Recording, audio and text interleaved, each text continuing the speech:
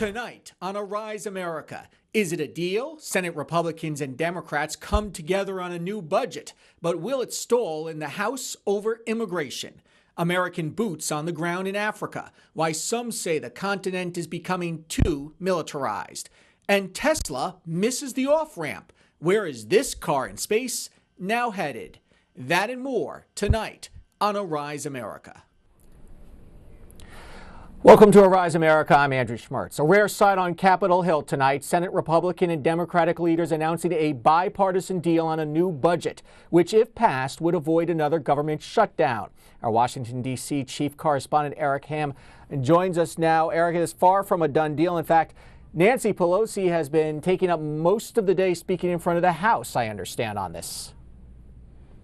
She is. I mean, we are looking at two totally different endeavors taking place right now. In the Senate, you've got comedy, you've got unity, you've got Republican leader Mitch McConnell, Minority Leader Chuck Schumer, and a love fest. They've struck a deal in the Senate. On the House side, you've got Nancy Pelosi, who has been on the floor speaking since 10 a.m. this morning, more than 6 hours. She has been lambasting the agreement that has been struck in the Senate. And just to give you an idea of where things stand in the Senate right now with this agreement, they're going to increase defense spending by $80 billion. Non-defense spending will go up by $57 billion per year over the next 2 years.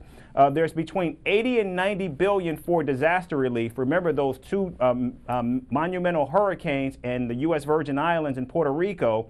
So there's much needed money for that. $6 billion for opioid addiction. But yet there's no money in this deal for the border wall. And this deal does not address DACA. So there are going to be some very unhappy people in the House. Yeah, on the left, the DACA deal is big, and President Trump has made it clear that he's for a government shutdown without something on immigration. Has he been saying anything today on this? Well, surprisingly, the White House has come out actually in support of the deal that has been struck in the Senate. They think that's a good sign. But again, remember yesterday the president called for a shutdown, and he got a slight rebuke from one of the members of his own party, Representative Barbara Comstock. So we don't know how the president will actually take to this bill if or when it gets to his desk for signature. All right, well, Congress has been busy. I understand that Congress has revamped its rules on sexual harassment. This has been a big issue in Congress. What is the latest, Eric? It has. In fact, we've seen a record number of members of Congress in both chambers actually leave now that many of these sexual assault agreements have been made public, because now you see millions in settlements that are now being funded by the taxpayer. So just to outline for you, this new agreement, it simplifies the complaint process and provides greater transparency. Taxpayers no longer will foot the bill for sexual harassment settlements that involve members of Congress, and it provides legal representation for victims once a complaint has been filed. So many in the House will see this as a huge step forward for transparency and for victims' rights. I think a lot of people are still waiting for them to name names in the settlements previously. All right, let's turn to the Winter Olympics. It's going to begin this week. The Vice President is delivering a message to the North Koreans as the South Koreans prepare to host the Olympics. What's he saying, Eric? That's right. And actually, you know, the Vice President is leading a delegation, the U.S. delegation, to the Winter Olympics. And typically when we look at the Winter Olympics or the Olympics Games in general, we see these as opportunities to lay down our issues, our challenges. But the Vice President is carrying a very stern message to the North Koreans that the White House is actually right now unveiling sanctions that they have said will be crippling against the North Korean regime. Also, as part of the Vice President's delegation, the father of Otto Warmbier, that's the young man who was convicted to hard labor in North Korea and eventually died as a result of his time there. He actually will be part of the Vice President's delegation. Now, the Vice President has not ruled out communications with the North Koreans while in Pyongyang for the Winter Olympics, but I think these talks could open up, I think, more levels of tension. There is one thing that the North Koreans do that President Trump probably likes. It's having all those military parades. He apparently wants one just like Bastille Day in France because he went to the Bastille Day military parade and has been talking it up ever since. What's the latest on that? That's right. You know, we don't know if this is North Korea Day or if this Bastille Day on the Potomac. We do know that the president, when he was in France there for Bastille Day, he was very impressed and enamored with the parade that took place. And he even said that he wants to see something like that here at home. Well, we now know that he has given the Pentagon officials their marching orders to develop a parade that displays U.S. military might and strength. Now, there are many critics who see this as taking on an autocratic tone. In fact, North Korea will be hosting such a military parade tomorrow. And so there are those critics who think that this has an autocratic tone, as well as many who are balking at the potential cost to something like this. All right, Eric Ham in Washington, D.C. Thank you. Tonight, mixed messages from the White House as to whether President Trump intends to speak with Special Counsel Robert Mueller, who is investigating the Russian involvement in the 2016 election. The New York Times reports Trump's lawyers are advising him not to talk. But today, allies for the president reportedly said that Trump does want to talk to him. But what happens if he doesn't? To help us answer that question is Rebecca Roiphe.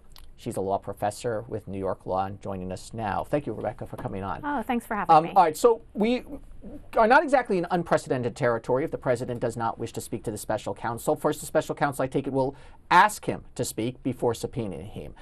This happened with Richard Nixon. Can you walk us through a little bit about the legal issues for the president?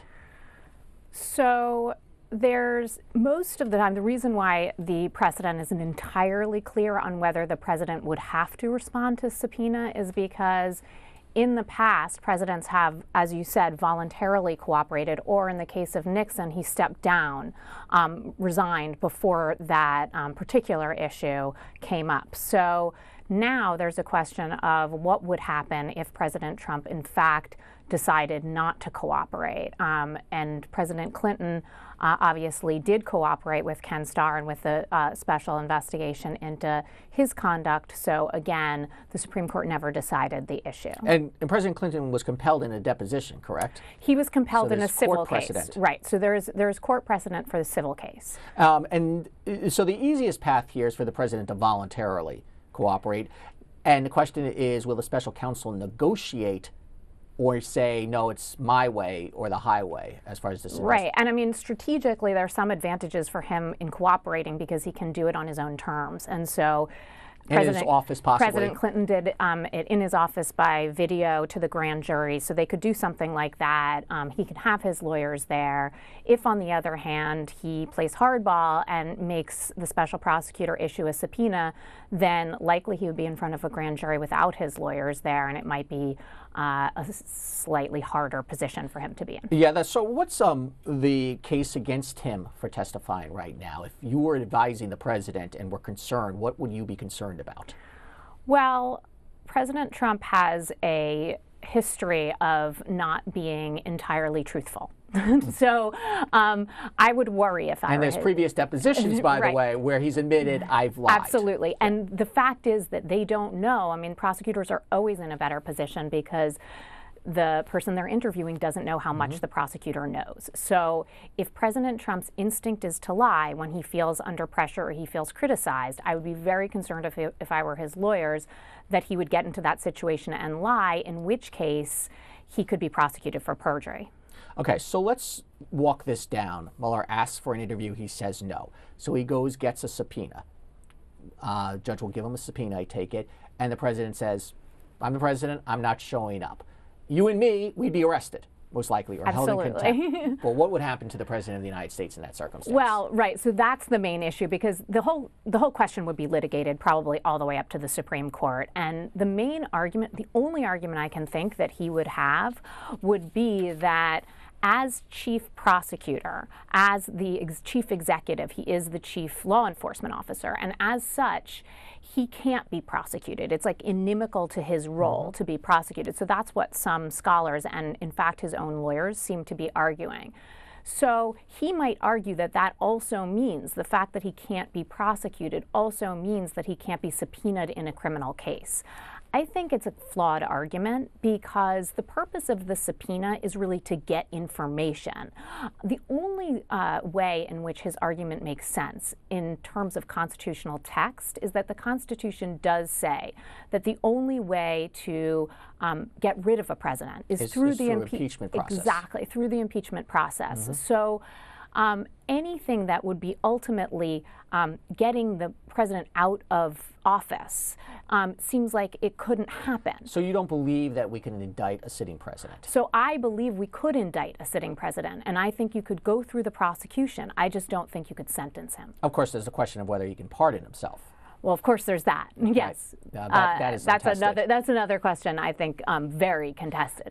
So this, I mean, we keep hearing constitutional crisis, and I'm not a fan of throwing around that word. It's a scary phrase that is maybe overused, but we would be in a point where there would be a real collision of potentially the three branches of government in this case, and they're equal branches, and the president could make the argument we're equal branches, therefore you cannot have jurisdiction over me if it's a court-ordered subpoena. Well, that's the problem, because how would the subpoena ultimately get enforced? If it was litigated all the way up to the Supreme Court, one would hope that President Trump would just comply, because the Supreme Court does have the last word on what the law is. But if he didn't comply, the recourse under normal situation, as you said, is to hold the person in contempt and put them in jail. But that's something that would cause a constitutional crisis, because you can't do that. That would be removing him from office, and the only proper way to remove him from office is through impeachment. Rebecca, stay right there. We're going to take a break and talk to you again on the other side. Stay with us. You're watching Arise America.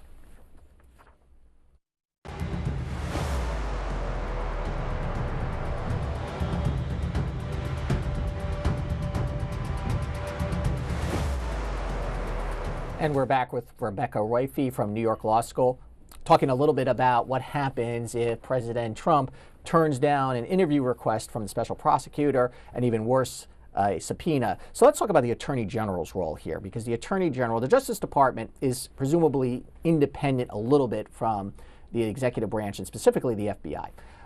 Is it the Attorney General in this case, or the Deputy Attorney General, Rod Rosenstein, who's in charge and overseeing the Russian investigation, that would have to intervene and would approve a potential subpoena? Let me just take your first point first, if you don't mind. So this question of the independence of the Department of Justice is really contested. So President Trump himself has said, I have complete control over the Department of Justice. And some of his lawyers have echoed that, as well as there's some scholars and pundits who say that as well. Most scholars, and I would include myself, disagree and think that there's a degree of independence between the Department of Justice and the president. And that's because of the concept of rule of law. Yes, it is. And there was an Ethics in Government Act. That's what created the special prosecutor in the Ken Starr case. And that was essentially created by Congress. So we know that Congress can make the Department of Justice, or make any prosecutor, independent of the president. But the question is, when Congress hasn't acted, is the Department of Justice independent from the president? And that really is a question that hasn't been entirely resolved. And it's important to note that in this case, Mueller is not on the same level as Ken Starr. Right. Because that was a different law that was operative then. Well, that was a law. This is a regulation. So that essentially that was Congress acting, saying we have created this post of an independent prosecutor. And that law has sunset. Congress let that law sunset. So we don't have that law anymore. So the position that Robert Mueller is in is far less secure than the position Ken Starr was in. So your question earlier about whether it would be Rod Rosenstein or Jeff Sessions who would be in control, I think that the question of recusal has already been resolved. So Jeff Sessions is not cannot be involved in this case, and it would be Rod Rosenstein as long as Rod Rosenstein keeps his job. Right, but if he doesn't, someone else will have to be appointed in there. Right, and if Jeff Sessions lost his job, because there was some discussion a while back about President Trump potentially firing Jeff Sessions. So if he fires Jeff Sessions and puts in somebody else who has secretly promised to him that he will do something like fire Robert Mueller, that's a much more complicated situation. How do you think this might play out in the worst case scenario where a subpoena is issued, the president says, I don't have to comply with it, I'm not going to. Does this then get kicked to Congress? in your opinion? So hopefully under those circumstances Congress would act, because it seems fairly clear to me as a legal matter that Congress can act. And so Congress could resolve this problem before it reached that point that you said, that kind of nuclear option of a constitutional crisis. So if it got kicked back to Congress, Congress could enact something similar to the Ethics in Government Act that was enacted in 1978, and then we would have a more secure position for the special prosecutor. Rebecca Roiphe, from Professor of Law from New York Law School, thank you so much for your insight. I hope you come back. Me. Thank you. Now to Germany, where after marathon talks overnight and weeks of negotiations, Chancellor Angela Merkel says dueling parties have agreed to renew their grand coalition deal.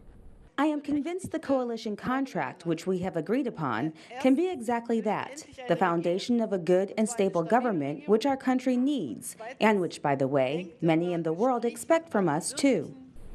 German Chancellor Merkel says the agreement includes concrete measures that are checkable to hold the coalition accountable. Before the deal can take effect, the majority of Germans' Social Democrats must sign off in a special election. The vote is expected to take place in early March. Up next, caught on tape, a vulgar confrontation between Atlanta police and a Black Lives Matter leader. You're watching Arise America. Stay with us.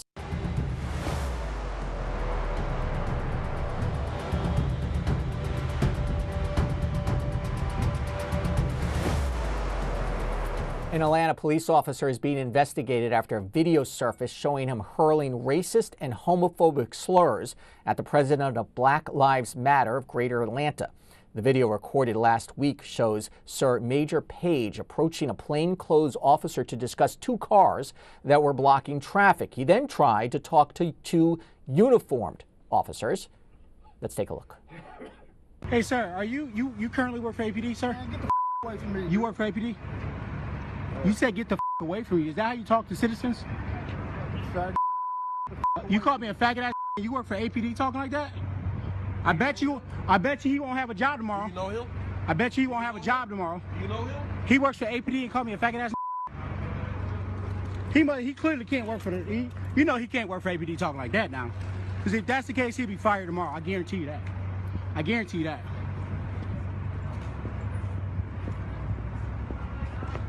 Why you following? I'm going to this officer here. How you doing? I just called. This guy called me a faggot ass. He called me a faggot ass. Telling on me? Yeah, I'm telling on both of you. I'll be that too. He called me a faggot ass because I made a complaint that they were illegally parked there. Then the officer, one of the guys said he's an APD officer, so he said, well, I'm gonna just keep my car here since I'm APD. Then they turn around and do an illegal park and they park over there. And I have that everything's documented, the whole altercation. So the APD officer who's claiming he's APD, he just called me a faggot ass, and that's on tape. So if he's currently APD and he's calling me a faggot ass, I can guarantee you he won't have a job tomorrow. You say he is? Nah. Oh, well, that's what he just said, and you heard him say it. You heard him tell you he was APD. I'm not talking about Fisher, the guy that got fired. I'm talking about the other guy in the silver car back there. I don't know. Who is he talking? Who is he referring to in the silver car? The guy, he said he APD. Fisher. I'm not talking about Fisher. We know Fisher don't work for APD. We talking about the other guy who told you he was APD. I don't recall that. Oh, now you don't recall. Why have you on tape, sir? Okay, so we'll get the body camera. You just said that he said it. You said it on your tape if we was rolling. Can you identify this guy? This guy told me he was APD. That's Fisher. No, I'm not talking about Fisher. I'm talking about the guy in front of Fisher, the car in front of Fisher. Where's this guy at? Page says he had never heard an officer talk to him like that before. The Atlanta police confirms that the man in the video is a police officer. A leader of the Black Lives Movement in Charleston, South Carolina, has been killed in New Orleans. Police say Muhyiddin Mouvet was shot in the thigh while riding a bike through the city and later died at the hospital. Mouvet gained fame last year when he took an impressive leap through police tape to snatch a Confederate flag from protesters. Police have not captured the gunman, and his shooting has been ruled a homicide. Still to come, Lost in Space, the tale of the space-bound Tesla. That's straight ahead on Arise America.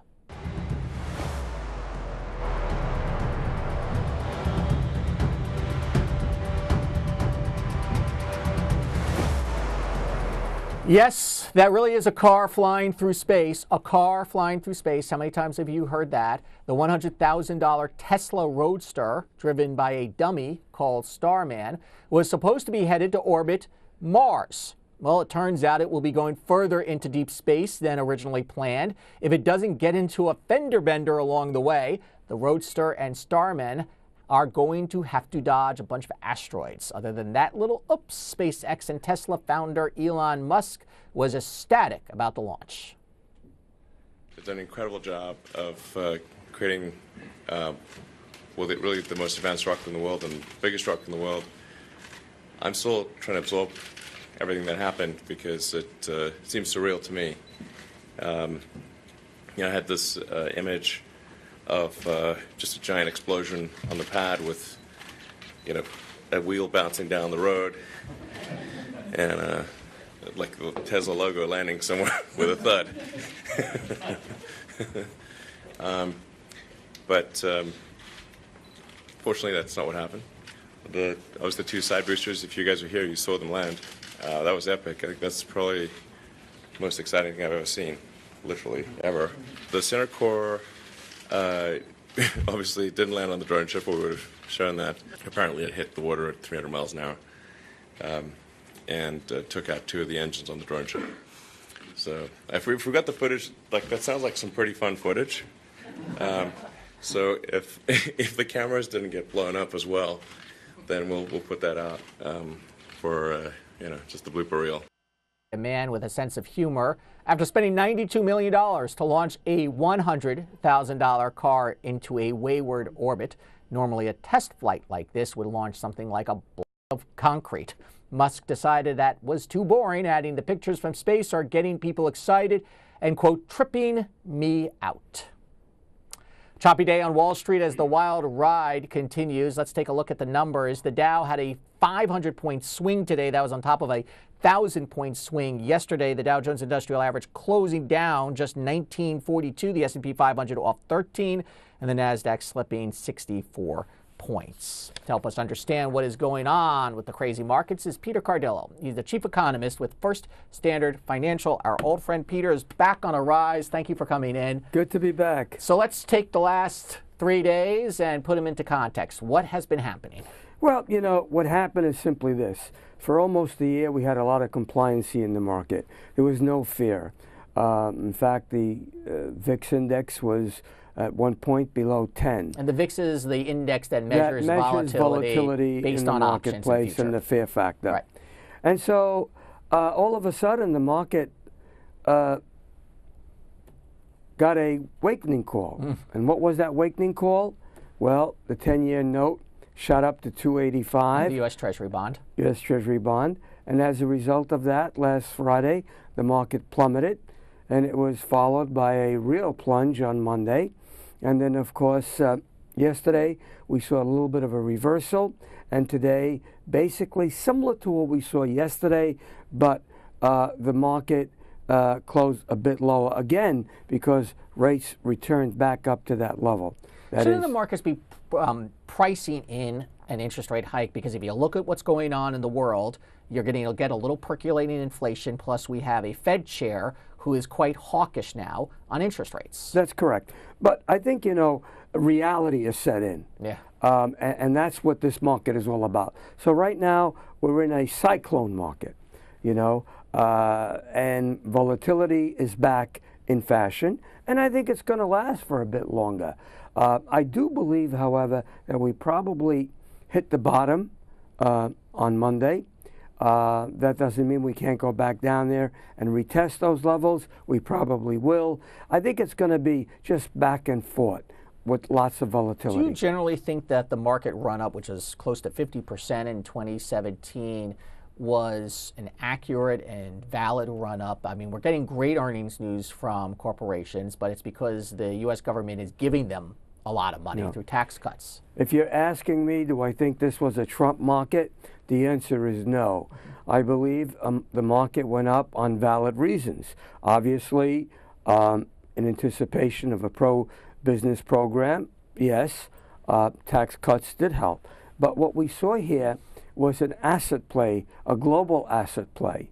And That's what really took the market up. Why? Because the global economy is strengthened, our economy is strengthened, and basically the fundamentals are quite strong. And we have to remember that a 1,000-point move isn't a 1,000-point move of the old days. No, exactly. When the market gets to 24, 25, 26,000, you get bigger numbers with smaller percentages. Exactly. If you go down 3%, you know, there you go, 1,000 plus. It's a question of percentage-wise being a little bit different, but it's no different than it was in the past. It can offer scary moments. And scary. Let me ask you about the specter of inflation. Some are predicting, the Fed is estimating a 5% or better growth rate in the first quarter GDP. That would be an economy that steam is coming out of the side. We're a pretty mature economy right now. Is that a valid estimate? And for this quarter? Mm-hmm. Yeah, I'm looking for about 4%. You know, and that would be tremendous. Yeah. Yeah, and so obviously we've broke that chain of 2.25% GDP. Will it last all year? I don't think so. But the key is wages. Now, we did see a big pop in wages last month. I think there'll be a follow-through next month, but not as aggressive as we saw last month.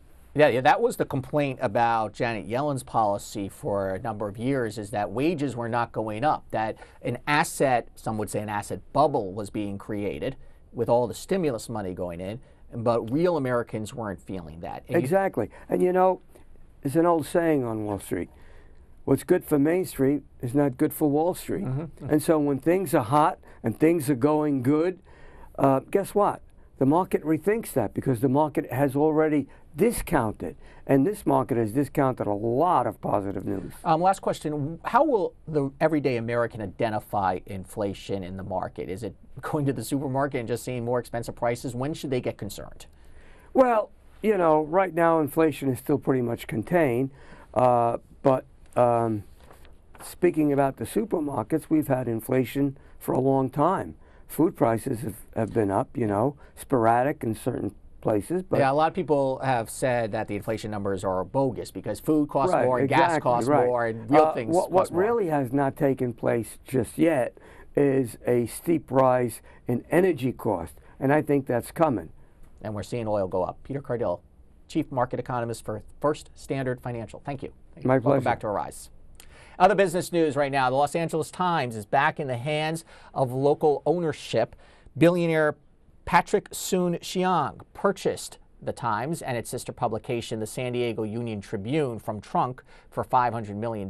Trunk was formerly known as the Tribune Company and owns the Chicago Tribune. The sale ends a turbulent history of poor labor relations and deep cuts at the Times. Soon-Shiong vows to maintain the paper's reputation for solid journalism. Steve Wynn has been kicked out of the casino. Wynn resigned as CEO of his namesake company after multiple accounts of sexual harassment and payoffs to women. Wynn says he left due to an avalanche of bad publicity for the company and a rush to judgment. A Wall Street Journal report said Wynn has been accused of pressuring massage therapists into performing sex acts. He has denied the allegations. Party time is over for Toys R Us. The bankrupt toy retailer has won court permission to close more than 170 stores and merge others with Kids R Us. Toys R Us has about 800 stores nationwide. The retailer reported dreadful holiday sales and has been unable to compete effectively against online competitors like Amazon.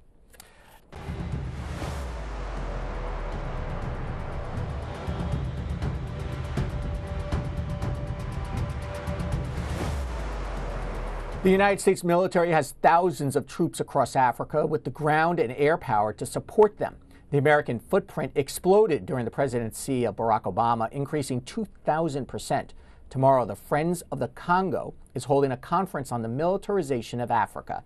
Zachariah Mampilly is Director of Africana Studies and Associate Professor of Political Science and International Studies at Vassar College here in New York State. Zachariah, thank you and welcome to the program. You know, the ramp up in Africa has certainly been tied to the war on terror. Highly criticized, President Obama was criticized with the use of drones. How has that changed the balance a little bit of what we're doing in Africa, and have we overstepped our bounds? Yeah, sure. I think one of the big issues right now is that much of what has been happening on the continent has moved away from an emphasis on economic development or the promotion of democracy and has been reduced primarily to the question of the war on terror. And as you point out, that began under Obama, but certainly expect that to continue under Trump. And I think a lot of what we've been seeing across Africa reflects this emphasis on militarizing the continent rather than trying to engage in trade or other types of political relationships we might have. You know, it's interesting because it's actually China has been credited with stepping in and developing the economic relations, and the president and the United States has fallen behind because of that. But, you know, Africa has always been militarized, right? Individual countries have always relied and overpaid for their military to the detriment of their people. What is the perception? I know it's a big continent with many different views, but what is the perception of American military in many of these countries? I think that one of the things that you have to pay attention to in the sort of competition between the U.S. and China is that China has coupled its increasing military footprint across the continent with a very broad economic development and trade program. So even as, you know, components of its military program are criticized, it is also accompanied by a lot of goodwill, especially at the governmental level, for the kinds of trade programs that China has engaged in. In contrast, you know, under Obama and certainly under Trump, much of the economic development programs have been cut back. Obama had a big initiative called Power Africa that was never actually led to much in terms of actually generating power for African countries which have a deep need in that area. And instead, primarily what we see across Africa is that the U.S. has retreated from any sort of genuine political engagement with African countries. The U.S. trade footprint has decreased, and we are left instead with primarily a military footprint across the continent. It's interesting you bring up President Obama's initiative. Electricity remains very challenging across the continent. So 4 U.S. soldiers were recently killed in Niger. There are dangers to U.S. troops throughout Africa in many of these hotspots. Absolutely. I think one of the striking things is that yesterday there was a report that was released that was the preliminary investigation of what caused the death of those 4 soldiers. And what is clear now is that those 4 soldiers were engaged in combat activities contrary to their actual mission of just simply being a training and advisory mission. So there's 2 levels to this. One is, you know, what are U.S. troops supposed to be doing on the continent and what are troops actually doing? And clearly they are engaging in much riskier operations that even we as the public and even many in our political class are completely unaware of. How much transparency is there for Americans? We sort of know military presence when we see soldiers, but I imagine there are many unmarked soldiers, if you will, and including the recruitment of individuals from those countries to work for the U.S. military. So the presence may actually be much bigger than we know. Yes, I mean, I think the average American and even I think academics who study these issues vastly underestimate the scale of the U.S. presence across the continent. One of the striking things about U.S. military presence in Africa is that it's primarily special forces who are spread out across the continent. So I've heard there are over 100 different special forces teams operating in Africa in this contemporary moment. So we may pay a lot of attention to news about a base being opened up in Niger or in Djibouti, but really the majority of the activities that the U.S. military is engaged in remain outside of the public record and even are clandestine or covert to our politicians as well. Are the U.S. military doing police enforcement in many of these countries? Well, one of the possibly good things that the U.S. military does try to do is engage in professionalization of police and military forces. So there is a lot of training associated with the U.S. Africa Command, which is the primary body that engages with African militaries. That could be a positive thing, but like I said, much of the activities we're just unfamiliar with, and there's tension between the U.S. Africa Command and the Special Forces who aren't in a direct sort of command and control relationship with each other. How do we end up in these countries? Do the countries have to invite us in? I take it they do. Yes, I mean, African governments are often very weak. They rely on U.S. military support to sustain themselves, and they do sign agreements. So we have, for example, an agreement with Niger that allows us to operate a drone base in that country. So where is the presence the largest and most needed, would you say? Perhaps 2 different questions. I think let's start with the largest. The largest is certainly probably in Djibouti, which has the only sort of proper U.S. military base on the continent. And that is kind of the site from which we engage in a variety of operations throughout the Horn of Africa and even in places like Yemen and across the Red Sea and Arabia. The need is perhaps a very different question. I think that the Sahara is a vast area. Part of our presence there is tied to legitimate security issues. There's huge numbers of human smuggling networks that transverse across the Sahara, where potentially military force might be required to try to put an end to that.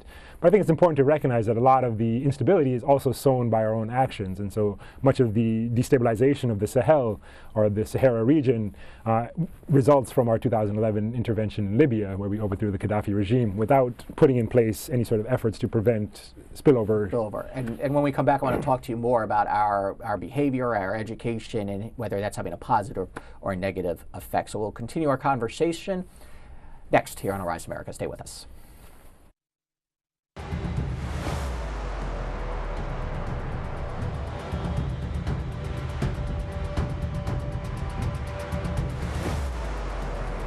We continue our conversation with U.S. military presence in Africa. Zachariah Mampilly from Vassar College is here, who has been studying this and will be attending a panel tomorrow, a panel discussion on this. Let's pick it up from sort of the U.S. military's behavior and approach in Africa, because we've made mistakes in other countries where we leave and the public really hates us for a number of reasons, rightly or wrongly. Are we learning any lessons in that? Unfortunately, not much. I mean, I think when the Africa Command was started, its mission was different than the other military commands that are part of the U.S. military structure, in that it sought to have a humanitarian role as integral to its mission. From what I understand, that humanitarian component has been largely ignored over the past few years.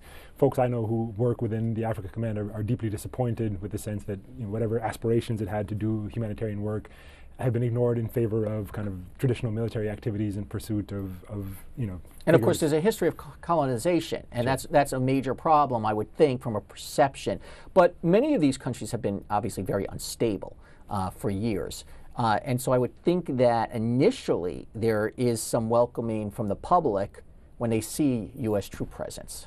Not really, unfortunately, because I think primarily the types of governments that we align ourselves with often tend to be autocratic dictatorships. So whether we're talking about the Ethiopian military regime, the Museveni regime in Uganda, over and over we tend to form alliances not based on any shared democratic values, but rather in terms of what's best for us. Who is most likely to work with us in terms of pursuing our short-term interests. Let's discuss what's going on in Congo. Bring us up to speed a little bit, because I'm not sure how much people know really is focused on Congo and the constitutional crisis that country is having right now. Sure. The current president has been in office for quite some time now, and he was supposed to step down by the end of 2016. Joseph Kabila. Joseph Kabila. How long has he been in office? Since the late 90s. Okay. So a long time, and he was kind of an accidental president. He only came into office because his father passed away mysteriously. And he's managed to survive now for almost 18 years in office. And he was supposed to have stepped down last year, and well, he was supposed to step down in 2016. He did not do that. He agreed to step down in 2017. That hasn't happened. The history of African leaders, by the way. They set a date to step down and ignored. And so we're in 2018, and there is some negotiation about an electoral timeline. He has made gestures to suggest that he will step down at some point this year, but that is consistent with his behavior over the past 2 years. And as we can see, we've now entered the third year, and there's still been no progress. And I imagine it doesn't help when you look at emerging democracies like Kenya, having the problems there over the election. There may not be political will, which they often look to the United States to push through.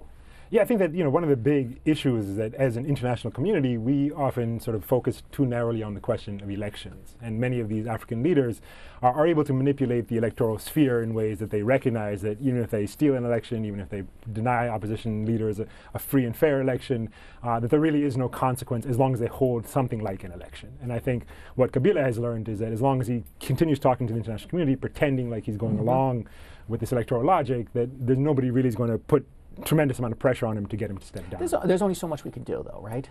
I would disagree. I mean, I think that there are a lot of forces within Congo. I would point to the Lucha movement, the Filimbi movement, which are primarily youth activists who have done tremendous work. So we should get behind some of these I would like to see that. The church has been very active in trying to push back. I mean, if you listen to Congolese people, churches, civil society, youth, they're consistently saying, this whole thing is a farce. There will be no election. Even if there's an election, it will be managed, and it'll be Kabila's some replacement for Kabila who doesn't change the system. And so what they keep saying to the international community, but we don't listen, is that this farce needs to end, and we need to now start placing more pressure on Kabila. So tell us what we have been doing thus far. Tell us a little bit about the conference tomorrow. What's going to be discussed? Tomorrow we will be discussing militarization in Africa, primarily focused on the U.S., but hopefully bringing in the increasing military presence of countries like China as well. As we can see, there's a tremendous amount of synergy between military regimes in Africa and the willingness of powerful states in the international system to support them. And what this has led to is an increasing militarization of the continent from the north to the south, from the east to the west. And so we're going to be talking about this, trying to make sense of it, and trying to see what alternatives could be supported for those of us who are deeply concerned about this very negative trend. Zachariah, thank you so much. Very insightful. Thank you so much. And let me just say that if you want to learn more about the conference, you can go to the Friends of Congo website at friendsofcongo.org. Okay, thank you. Come back soon. Thank you so much. And update us on the Congo election. Yes, if it absolutely. happens. Coming up next, counting heads at the zoo. You're watching Arise America.